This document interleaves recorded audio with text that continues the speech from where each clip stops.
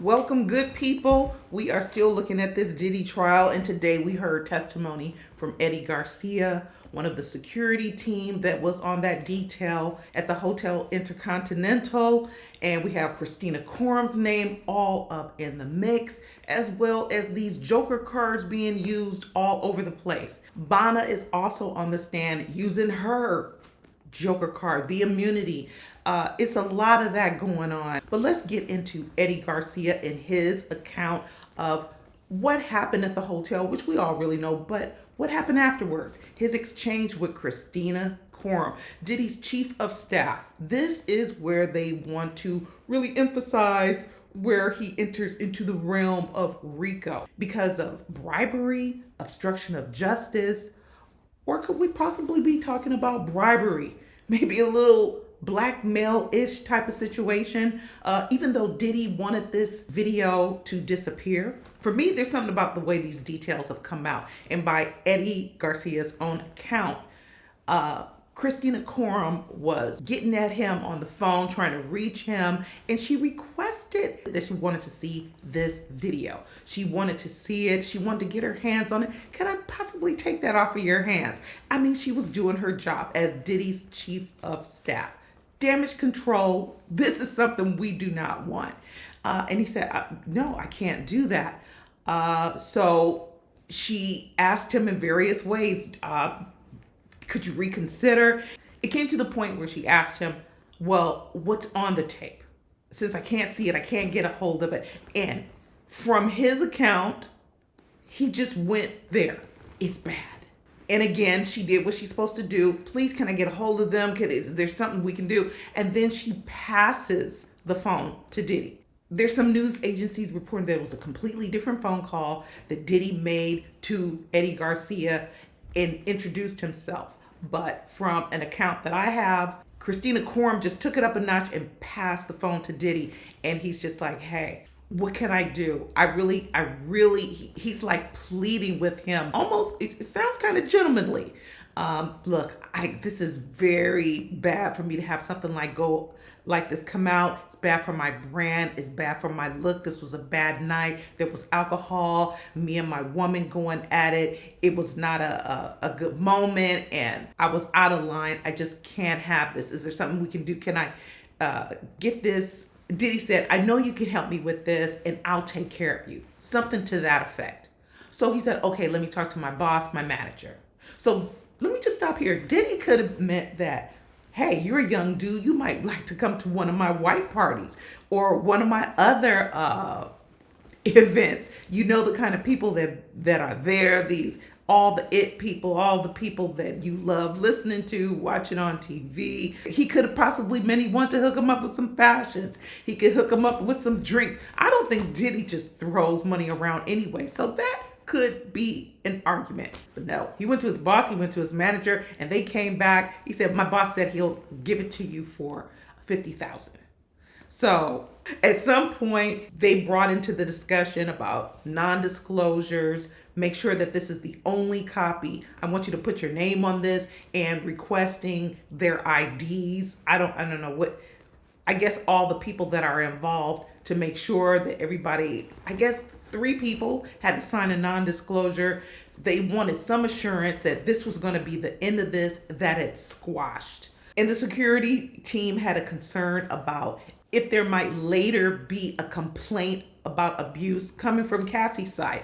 And then Cassie spoke to them and let them know that, hey, I have a movie coming out. I don't want this happening.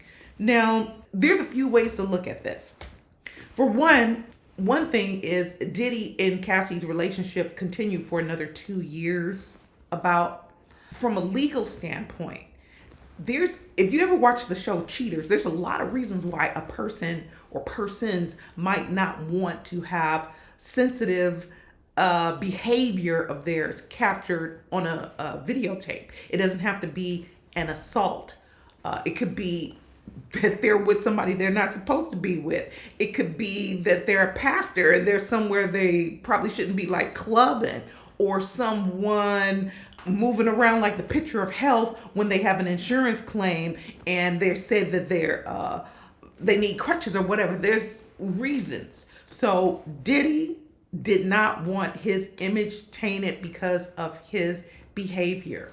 It wasn't that Cassie made a complaint to the police and then Diddy said, no, get rid of the video and say you didn't see anything, that kind of thing. That would have been overtly way out. Not that the incident itself wasn't way out. It just is not even cool. The whole dynamic that they had between them, actually, to me, it seems like they just normalized some real low behavior. And this happens in people's relationships a lot of times.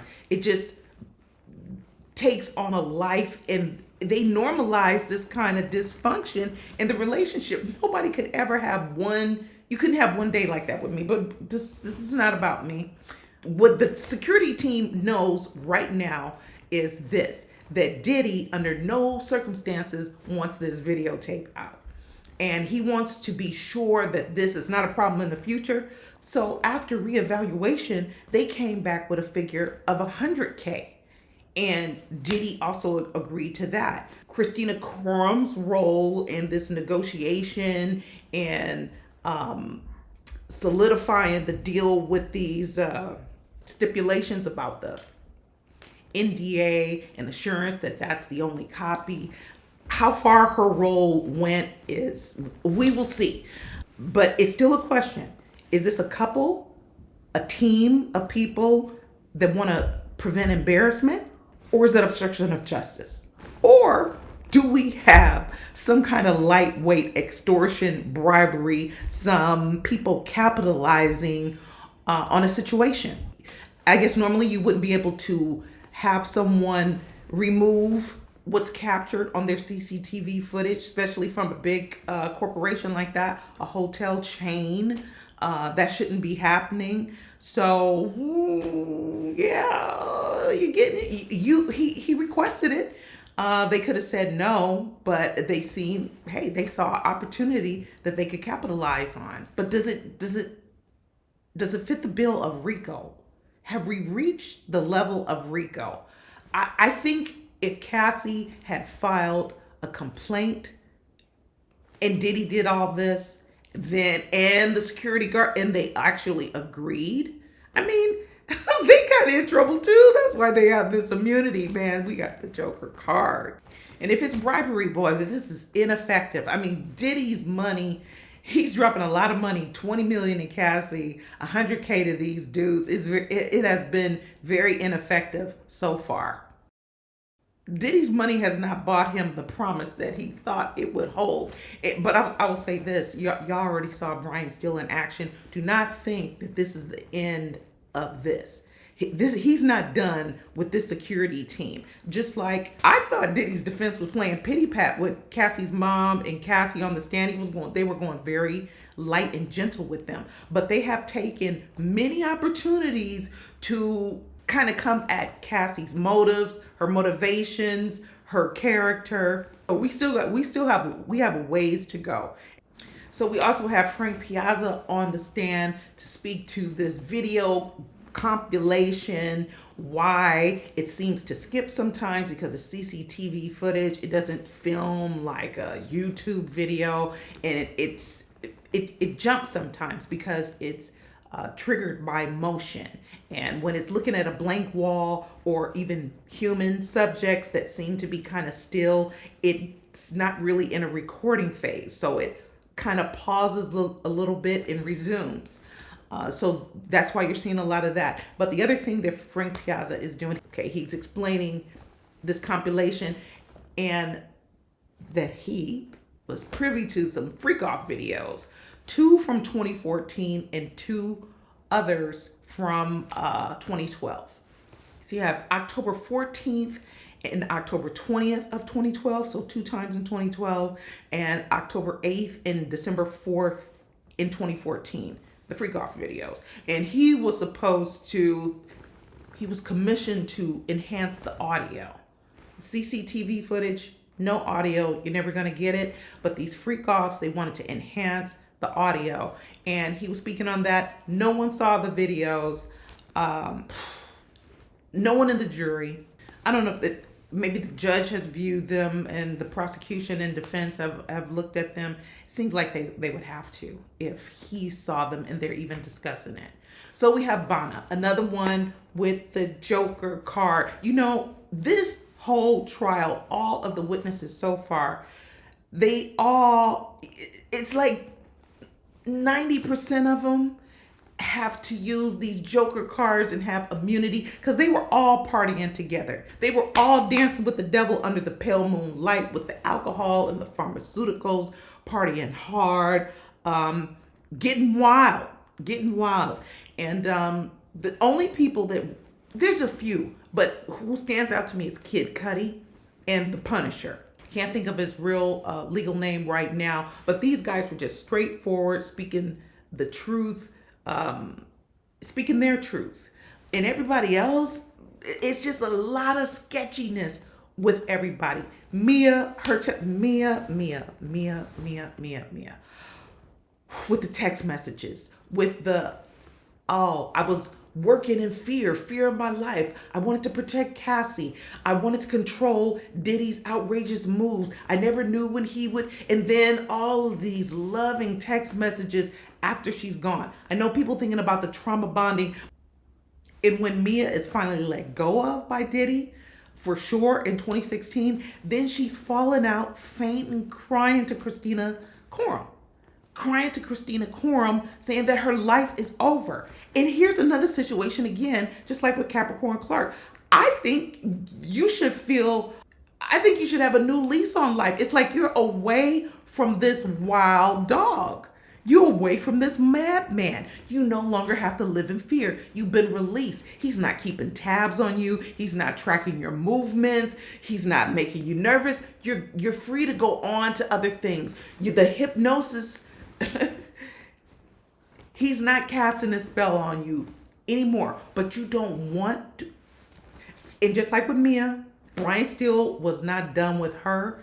He is not done speaking to the discrepancies in her testimony and the narrative that she's laying out. Even that she's saying that she didn't speak to Cassie about the trial when they do talk because they're best friends. And also, okay, Deontay Nash, he seemed to be very straightforward. Even in the altercation that happened with Diddy when they jumped on him, I wondered for myself, Mia, Diddy's jumping on Cassie, Deontay Nash and Mia jump on Diddy to pull him off of Cassie. I wonder why Mia had this protective reflex to jump on Diddy.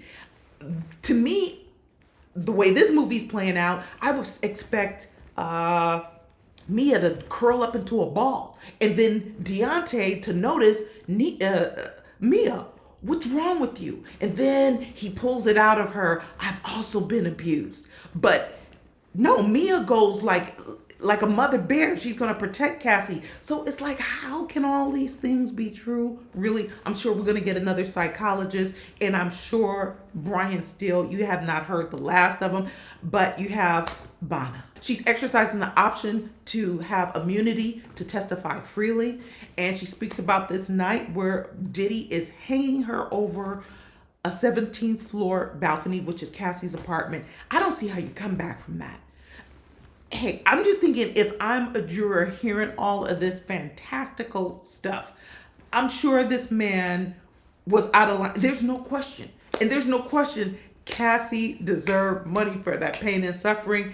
And there's probably some other people that deserve money for pain and suffering. But let's hear it. You know, Diddy has enterprise and they have accountants, and so far to me, Diddy may be nice and lovely to people on occasion, but Diddy just does not seem like the dude that just opens his pocketbook and starts throwing money out, even if he's intimate with you, even if, he's getting these benefits from you as a woman.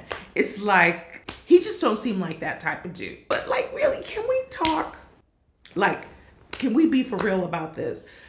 Let me know what y'all think. Please leave a comment and subscribe so that we can talk about this trial, because we have Bonna continue to be on the stand. She's using her immunity because she's partying with Diddy. There's pharmaceuticals being passed all around amongst them. They're drinking, and this hanging off the balcony. If he actually hung her physically over the balcony, I wonder how he retrieved her or brought her back to safety, or how did she get to safety? I guess we're gonna hear it as it plays out, because she's gonna be on the stand. And we have witness number 4 that should be speaking to the same type of accounts and situations as Cassie mentioned in her claim. So witness number 3 still missing. We got a ways to go. We're going to get to it all. Thank you so much for joining me. I'll see you real soon. Till next time. Peace.